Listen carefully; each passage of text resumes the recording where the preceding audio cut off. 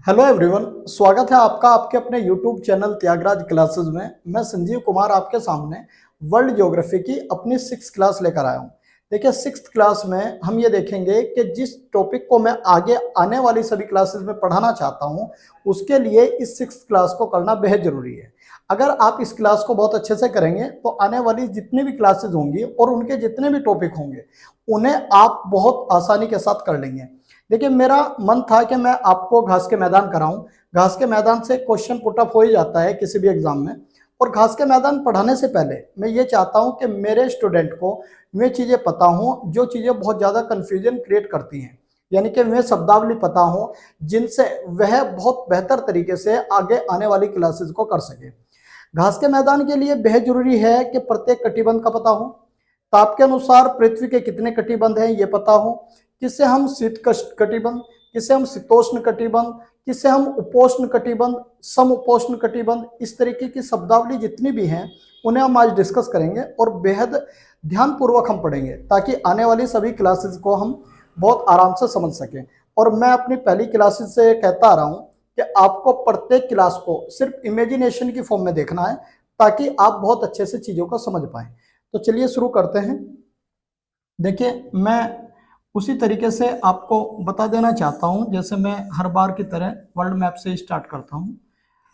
बच्चों के अंदर बड़ा डर रहता है कि हम किसी क्षेत्र से कैसे किसी भी लाइन को गुजारें, यानी कि कहाँ से हम कर्क रेखा को गुजारें और कहाँ से हम मकर रेखा को गुजारें। ये प्रैक्टिस हो जाती है समय के साथ। जैसे जैसे आप प्रैक्टिस में आएंगे तो आपको बहुत ईजी फॉर्म में आप कर लेंगे। टफ नहीं है और जादू भी नहीं है कि जादू है, सिर्फ प्रैक्टिस है। जितना आप समय देंगे किसी चीज को वहां से उतना ही आउटपुट आपको देखने को मिलेगा। देखिए सिंपल सी एक बात है, वैसे तो बहुत सारे टीचर पढ़ाते हैं लेकिन वो जितने भी टीचर पढ़ाते हैं वो एक आर्टिफिशियल इमेज का यूज करते हैं, लेकिन मैं चाहता हूं कि हम अच्छा बुरा जैसा भी इमेज बनाएं हम खुद बनाएं।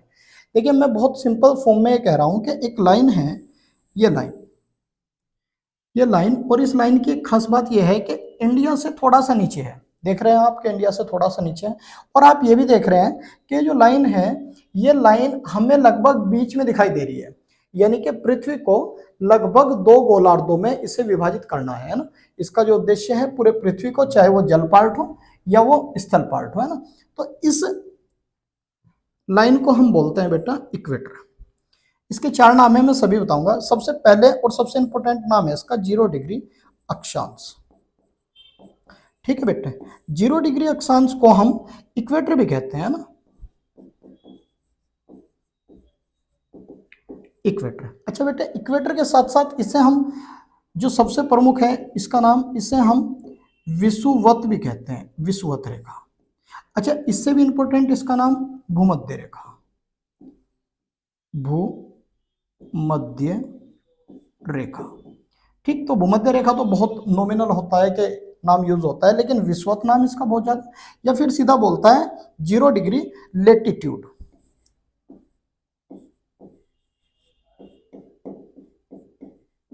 बिल्कुल सिंपल फॉर्म में। ठीक, तो ये जो इक्वेटर है इसकी खास बात यह है कि इससे ऊपर जो कुछ भी है वो उत्तरी गोलार्ध है और इससे नीचे जो कुछ भी है वो दक्षिणी गोलार्ध है। जैसे इसे हम बोल रहे हैं क्या, उत्तरी, इसे हम बोल रहे हैं बेटा उत्तरी गोलार्ध, है ना।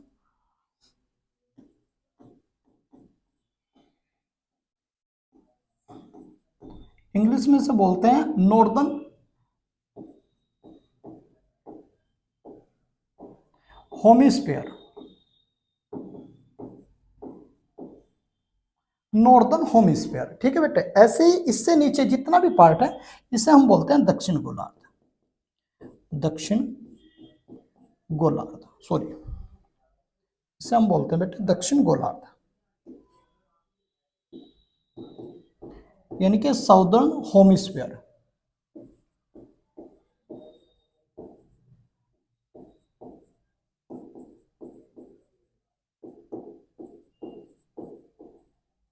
ठीक है, तो बेटे ये देख रहे हैं आप उत्तरी गोलार्ध और दक्षिणी गोलार्ध। अब एक क्वेश्चन बहुत ज्यादा पूछता है कि भारत किस गोलार्ध में है। उत्तरी गोलार्ध में है, ये कोई बड़ी बात नहीं है। लेकिन एक विशेष बात आपको क्या ध्यान रखनी है कि भारत ही नहीं, लगभग विश्व की 80 से 90% जनसंख्या उत्तरी गोलार्ध में ही बसती है। ये अभी एग्जाम में क्वेश्चन आया भी था, तो आपको ये ध्यान रखना है कि उत्तरी गोलार्ध में लगभग मैक्सिमम वे कंट्री रहते हैं जिनकी पॉपुलेशन बहुत ज्यादा है। अच्छा, दक्षिण गोलार्ध की अगर आप बात करेंगे तो दक्षिण गोलार्ध में एक बात विशेष तौर पर ध्यान रखना, आप दक्षिण गोलार्ध के कंट्री बहुत कम जानते हैं। मैं अगर मोटे तौर पर बात करूं, जो प्रमुख कंट्री हैं उनमें ऑस्ट्रेलिया, न्यूजीलैंड, इसके बाद यहाँ साउथ अफ्रीका, इसके बाद ब्राजील, या ब्राजील तो नहीं कह सकते क्योंकि ब्राजील से तो मकर भी हम देखते हैं, लेकिन आप कह सकते हैं चिली वगैरह जो यहाँ आसपास है। बाकी आप कोई भी कंट्री का नाम लेंगे, complete Europe, complete north America, complete Asia, वो सभी उत्तरी गोलार्ध में हैं। एशिया के लगभग 48 कंट्री, लगभग 48 देश में से एक सिंगल देश है पूर्वी तिमोर। पूर्वी तिमोर, पूर्वी तिमोर एकमात्र सिंगल कंट्री है जो दक्षिण गोलार्ध में है, सिंगल कंट्री। अच्छा, हमारी राजधानी दिल्ली है, इसकी राजधानी दिल्ली है, बस थोड़ा सा डिफरेंस है ना।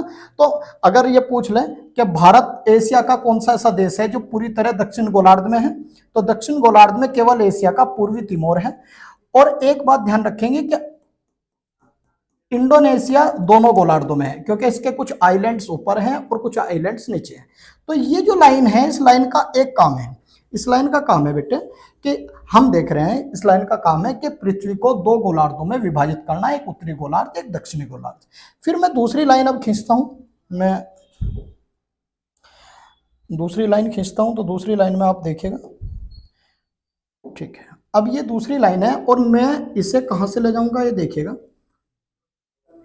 ऐसा नहीं है कि आप इसे अपनी साइड से खींच दें, ठीक, ऐसा आप नहीं कर सकते। अगर आप ऐसा करेंगे तो आपका मैप कहीं ना कहीं खराब हो जाएगा, है ना।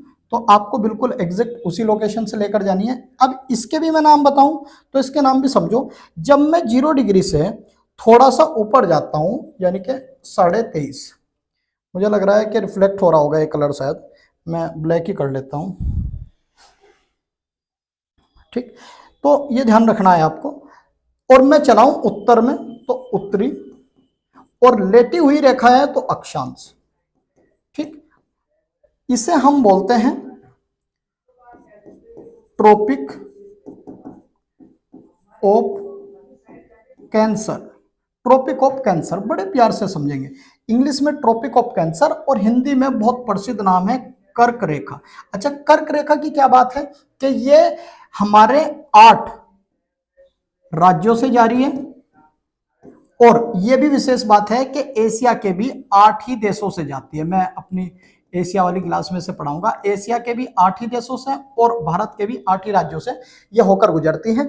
और इसी के जैसी एक लाइन है, लेकिन यह लाइन 0 से 23.5 डिग्री साउथ है, 23.5 डिग्री दक्षिण, और लेटी हुई है, तो इसका नाम भी हमें क्या रखना पड़ेगा, अक्षांश ही रखना पड़ेगा बेटे। इंग्लिश में इसे बोलते हैं tropic of Capricorn. Tropic of Capricorn, tropic of Capricorn, और बहुत फेमस नाम है इसका मकर रेखा। तो मकर रेखा यहां से जा रही है, ये आप देख रहे हैं ऑस्ट्रेलिया महाद्वीप से या ऑस्ट्रेलिया देश से। तो बेटे ये जो बेल्ट आपने बनाई, इस बेल्ट को बहुत प्यार से, इसका एक नाम है, मैं इसे एक नाम देना चाहता हूं। इसका एक नाम है जिसे हम बोल सकते हैं उष्ण कटिबंध। उष्ण कटिबंध यानी ट्रॉपिकल रीजन।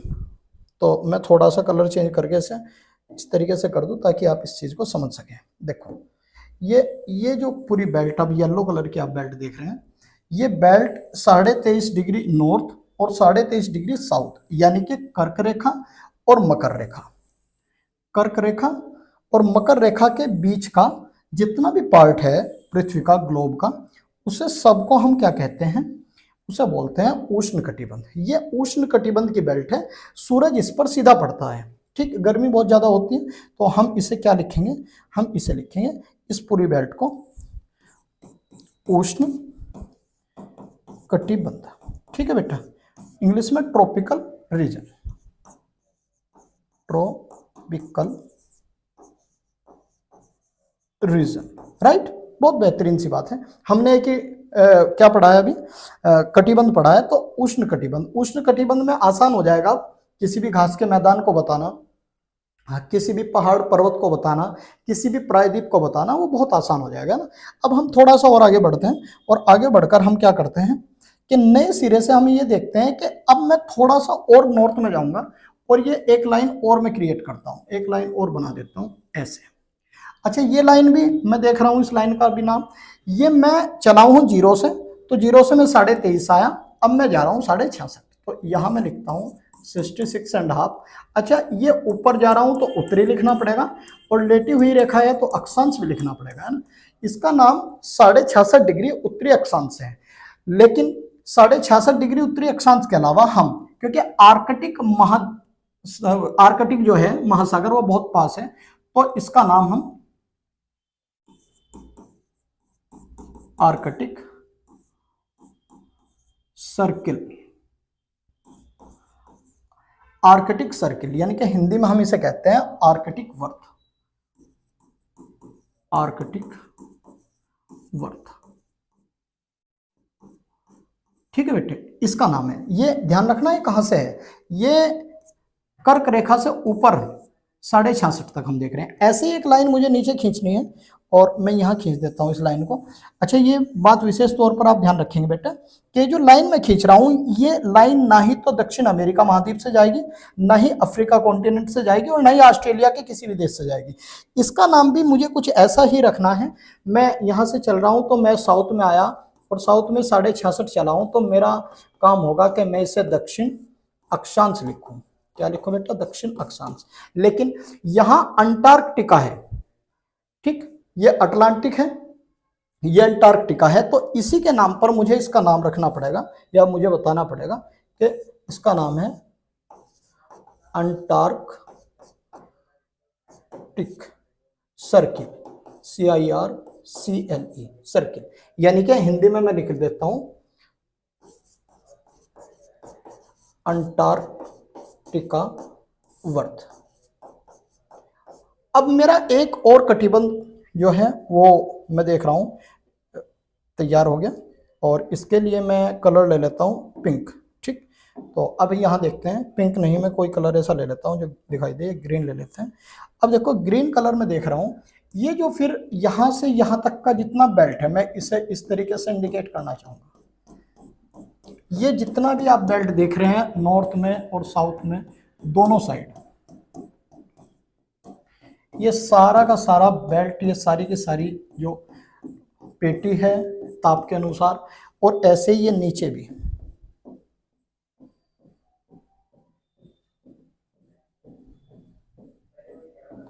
इसे हम क्या बोलते हैं बेटे, इसे बोलते हैं शीतोष्ण कटिबंध। आप जब इसे समझ पाएंगे तो आपको बहुत अच्छे से समझ में आएगा। इसे क्या बोलते हैं, शीतोष्ण कटिबंध।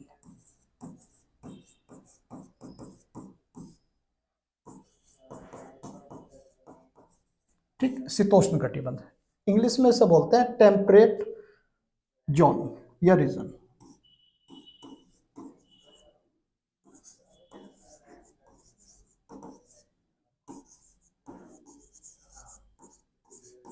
राइट, ऐसे ही नीचे आपको लिखना है, यानी कि शीतोष्ण कटिबंध। अब इसके बाद क्या होता है कि इसके बाद यहां नॉर्थ पोल आता है, नॉर्थ पोल यानी कि 90 डिग्री, और नीचे सबसे साउथ पोल आता है, साउथ पोल, ये भी 90 डिग्री। अब ये जो बेल्ट बच रही है, इस बेल्ट को मैं ब्लैक, इस बेल्ट का मैं कलर ले लेता हूं। अब इस बेल्ट में जो आप ये बेल्ट देख रहे हैं, ये जो बेल्ट देख रहे हैं, ये जो बेल्ट देख रहे हैं, ये सारी बेल्ट ऊपर की, और ऐसे ही इसके नीचे जो बेल्ट आप देख रहे हैं, ये जो बेल्ट आप देख रहे हैं, इस बेल्ट को हम कहते हैं बहुत प्यार से शीत कटिबंध, शीत कटिबंध। ठीक, फ्रीजिड, इंग्लिश में क्या बोलते हैं, फ्रीजिड। मैं इस कलर से आपको देखने में दिक्कत हो रही होगी, FRIGID, फ्रीजिड जोन, हिंदी में शीत कटिबंध। अब ये मैंने ऐसे ही अपने हाथ से बनाया है। देखो क्या होता है कि अगर हम किसी भी चीज़ का प्रयोग कर रहे हैं, यूज़ कर रहे हैं, तो फिर क्या होता है उसमें कुछ ना कुछ प्रॉब्लम हम देखते हैं कि भूल जाते हैं। इसे हम अपने हाथ से बना रहे हैं। जैसे आपने देखा होगा कि हम घर में कोई भी खाना, कुछ लोग तो खाना बना रहे होंगे जिनकी शादी हो रखी है तो उन लोगों के लिए मैं ये कह रहा हूँ कि वो कैसा भी खाना बनाते हैं, कुछ भी बनाते हैं, तो उन्हें खुद तो पसंद आता है ना। ऐसे ही इसमें भी है, जैसे भी आप बनाएंगे, जितना भी बुरा आपका होगा वो आपको अच्छा ही लगेगा, क्योंकि उसे आपने खुद बनाया है। अब मैं इसे सेव कर देता हूँ, है ना। हम मैं सेव करके इसे आपको ये दिखाना चाह रहा हूँ बेटा कि बिल्कुल सेम ये है।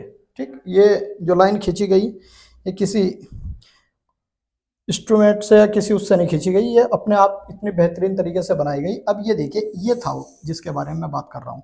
मैं कलर थोड़ा चेंज कर लेता हूँ, रेड थोड़ा अच्छे से दिखता है और ब्लैक भी बहुत अच्छे दिखता है ना। अब देखिए, मैं ये कह रहा हूँ कि इसे मैंने बोला था बेटे, इधर नाम लिख रहा हूँ इक्वेटर, इसे ही मैंने बोला था 0 डिग्री अक्षांश, और बेटे इसे ही मैंने बोला था 0 डिग्री लेटीट्यूड, राइट। इसे ही मैंने बोला था विषुवत, और मैंने ये कहा था कि बेटे इससे ऊपर, सारा इससे ऊपर, यहां लिखता हूं सारा इससे ऊपर उत्तरी गोलार्ध, राइट बेटा, और इससे सारा नीचे दक्षिण गोलार्ध। मैं लिखूंगा नहीं, आपको पहले बता चुका। अब मैं एक लाइन और खींच रहा हूं, ये एक लाइन है 23.5 डिग्री नॉर्थ और 23.5 डिग्री साउथ। ठीक, अब ये जो लाइन है इसके भी मैं नाम बताता हूं, इसके नाम मैं किसी और कलर से लिखूंगा, तो इसका नाम है 23.5 डिग्री उत्तरी अक्षांश, राइट बेटा।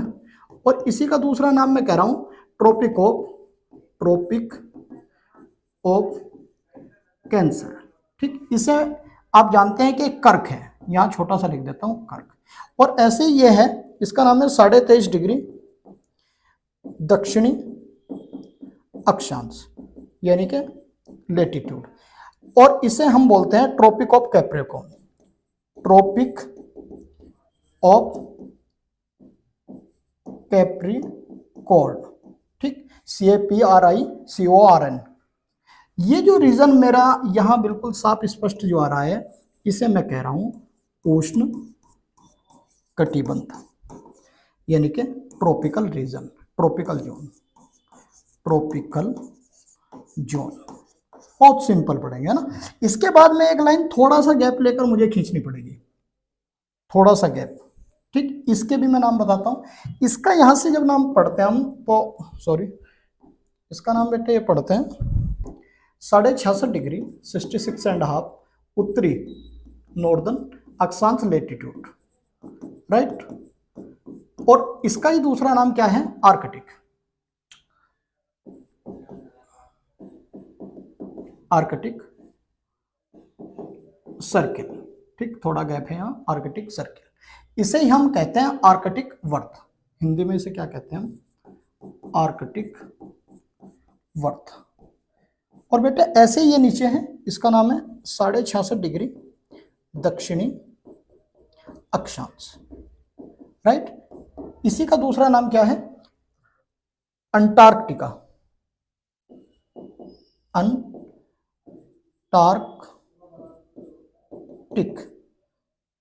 सर्किल, यानी कि वर्त। देखो वर्त इसलिए कह रहे हैं, ये सारी लाइनें ही वर्त हैं, हम तो लाइंस कह रहे हैं इन्हें, वर्त ही होता है।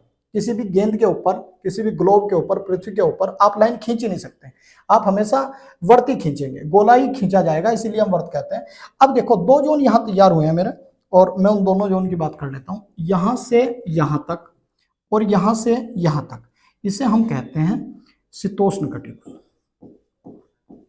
शीतोष्ण कटिबंध।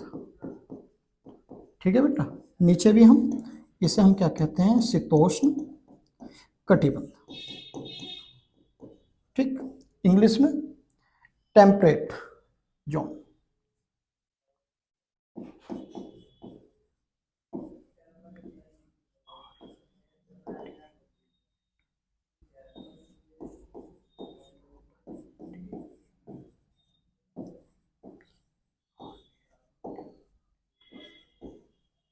जोन, ठीक। अब ये दूसरा जोन है। तीसरा जोन क्या है, यहां से एक है नॉर्थ पोल, ये क्या है, नॉर्थ पोल 90 डिग्री, राइट। और ये है साउथ पोल, साउथ पोल ये भी बेटे क्या है 90 डिग्री।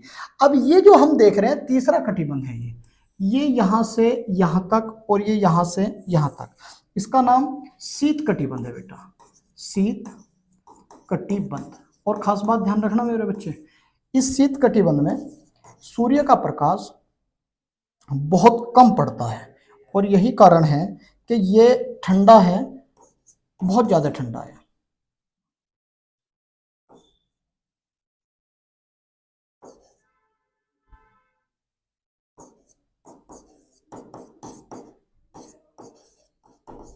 ठीक, इंग्लिश में से क्या कहते हैं, फ्रिजिड।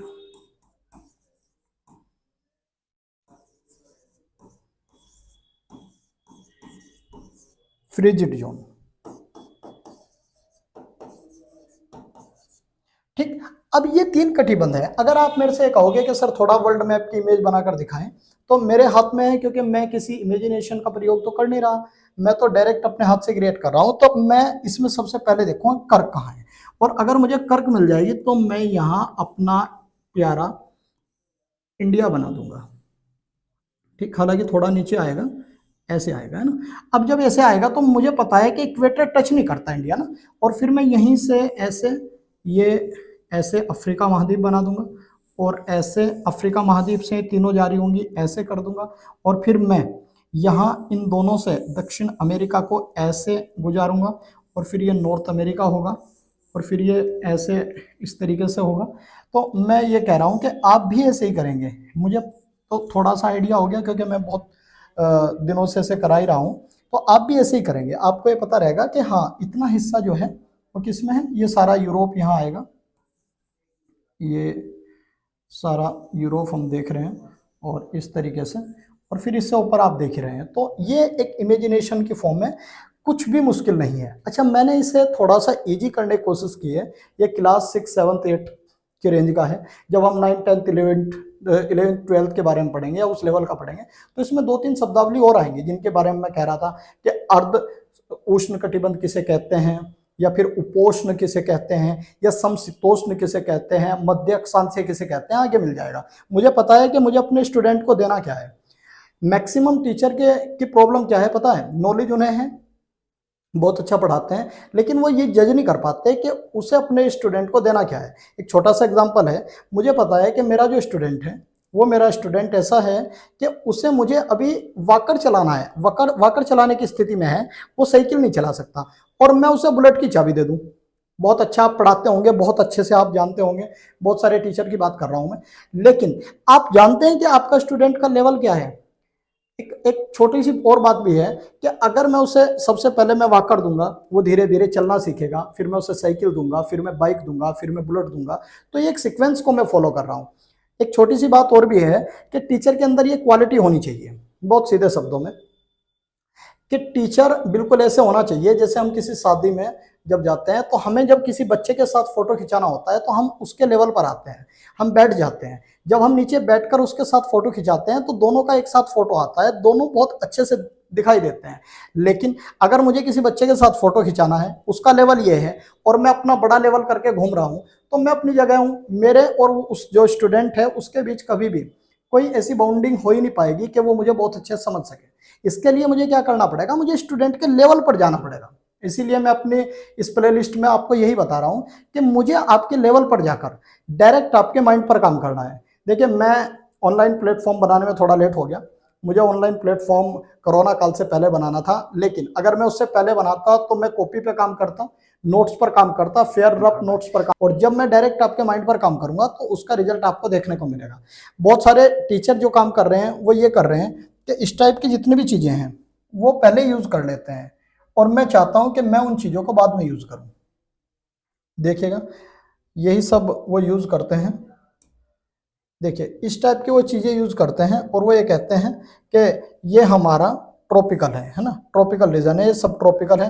ये थोड़ा सा मैंने जो लेवल कराया है उस लेवल से थोड़ा सा अबव है, वो 4 टॉपिक दे रहा है, लेकिन मुझे बस इतना बताना है कि ट्रॉपिकल, टेम्परेट और क्या है, फ्रिजिड। तो इसके बाद क्या होता है कि इस तरीके की फॉर्म हम देखते हैं, क्योंकि पृथ्वी क्या है 23.5 डिग्री झुकी हुई है, ये इक्वेटर ये ट्रॉपिक ऑफ कैंसर, ये ट्रॉपिक ऑफ कैप्रिकॉर्न, ये आर्कटिक और ये अंटार्कटिक सर्किल है, ठीक, नॉर्थ पोल, साउथ पोल और नॉर्थ पोल।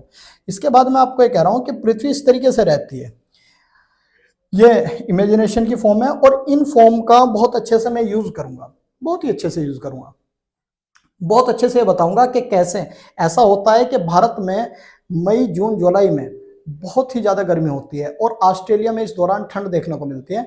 और मैं ये भी बताऊंगा कि क्यों ऐसा होता है कि दिसंबर में भारत में बहुत ज़्यादा ठंड होती है और जब 25 दिसंबर को, कई बार आप देखिएगा 25 दिसंबर को ऑस्ट्रेलिया में बहुत ज़्यादा गर्मी होती है। तो ये क्या लॉजिक है इसका, हम इस पर बात करेंगे। तो आज का जो ट्रॉपिकल सब ट्रॉपिकल जो रीजन क्षेत्र हम देख रहे थे, जो कटिबंधीय क्षेत्र हम देख रहे थे, उसे मैंने दो इमेजिनेशन के माध्यम से बताया है। अब मैं उसके आधार पर आपको बहुत सारी चीज़ें बहुत अच्छे से करा सकता हूँ। तो हम अपनी क्लास को यहीं रोकते हैं और इसके बाद जो नई क्लास होगी, नेक्स्ट जो क्लास होगी, उसका टॉपिक हमारा ये रहेगा। मैं इस पर बात करूँगा, विश्व के घास के मैदान पर। और अब मुझे इस पर लाइन खींचने में कोई प्रॉब्लम नहीं होगी, मैं बहुत अच्छे से बता पाऊंगा कि कौन सा क्षेत्र उष्ण कटिबंध, समशीतोष्ण या शीतोष्ण कटिबंध है ना। तो ये इमेजिनेशन आप नेक्स्ट क्लास में देखेंगे और यहीं से हमारी सारी क्लासेस अब आगे की ओर और बढ़ती रहेंगी। तो ठीक है, हम इतना ही रखते हैं। Thank you so much.